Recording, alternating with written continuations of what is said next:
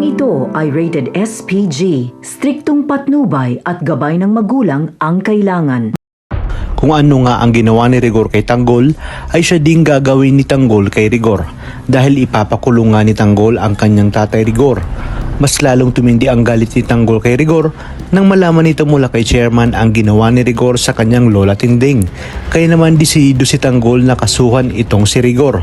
Ayon nga kay Tanggol, natapos na ang pang-aapi ni Rigor sa kanya at sa kanyang lola Tinding.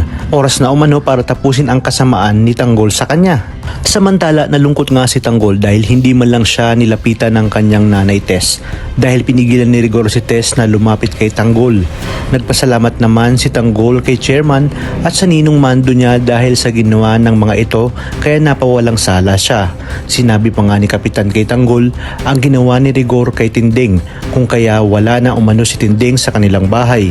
Sa kabilang banda, nag-aalala naman si Kapitan at si Mando para kay Rigor.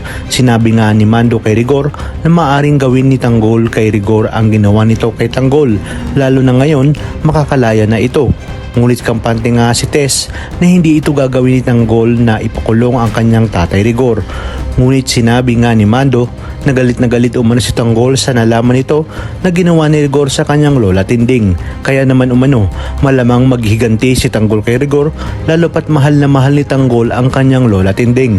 Habang si Rigor naman ay walang ibang sinisisi kundi si Marites. Ayon nga kay Rigor, sa kagustuhan ni Tanggol na makalaya, ang trabaho niya at reputasyon ang masisira. Sumugot nga si Marites na walang ibang may kasalanan kundi si Rigor. Dagdag pa nga ni Marites na kung nakinig lang si Rigor sa pakiusap nila Tanggol noon ay hindi sana aabot sa ganitong sitwasyon.